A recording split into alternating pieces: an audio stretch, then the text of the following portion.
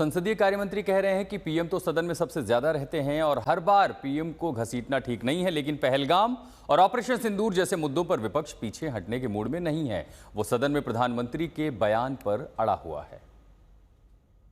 पहलगाम हमले के बाद जो युद्ध हुआ और फिर रुक गया और अमेरिकी प्रेसिडेंट ने जिस तरह से ट्रेड की बात कही, तो उसे जानने के लिए लोगों ने कहा, सब लोगों ने कहा कि भाई प्रधानमंत्री जी को इस पर सफाई देनी चाहिए कि भाई आखिर कौन सा ट्रेड है जिसको लेकर बार बार अमेरिकी प्रेसिडेंट बोल रहे हैं। ये एक मुद्दा जो सब लोगों ने लगभग बोला। कुछ ऐसे विषय हैं जिन पे ओपोजिशन चाहता है कि प्राइम मिनिस्टर आके जवाब दे। ये उनकी डिमांड, पहलगाम, ऑपरेशन सिंदूर, ये उनकी डिमांड्स है। लेकिन मैं ये कह रहा हूँ कि देश के अंदर जो है बुनियादी, ट्रंप को क्या अधिकार है सीज फायर पे इस तरह की स्टेटमेंट देने का? क्या हमारा देश कमजोर है क्या? हमारे प्राइम मिनिस्टर कमजोर है क्या? नहीं, ये सही नहीं है। हमारा देश मजबूत है। तो ऐसे कैसे जो उन्होंने कह दिया कि 5-6 जेट जो है वो गिर गए थे? क्या किस तरह की बातें कर रहा है अमेरिका के प्रेसिडेंट जो है? हमारी सरकार को स्ट्रांग एक्शन लेना चाहिए, प्रधानमंत्री को स्टैंड लेना चाहिए।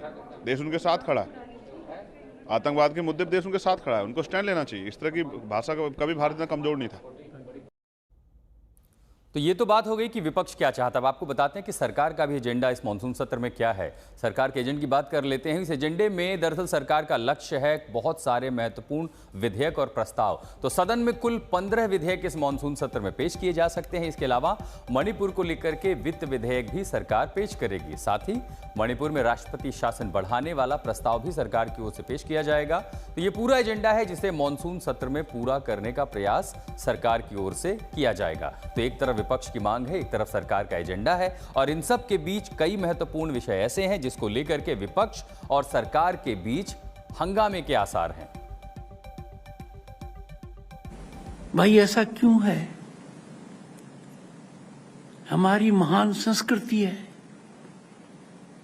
हमारी विचारधारा का एक आधार है।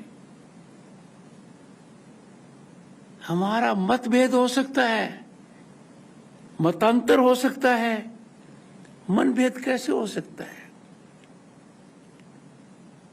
हम भारतीय हैं। हमारी संस्कृति क्या कहती है? अनंतवाद। अनंतवाद का मतलब है वाद विवाद।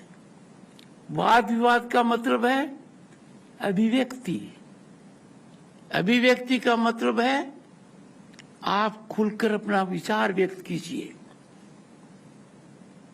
पर अपने विचार में इतना विश्वास मत रखिए कि मेरा विचार अंतिम विचार है, मेरे विचार से दूसरे का विचार भिन्न हो ही नहीं सकता।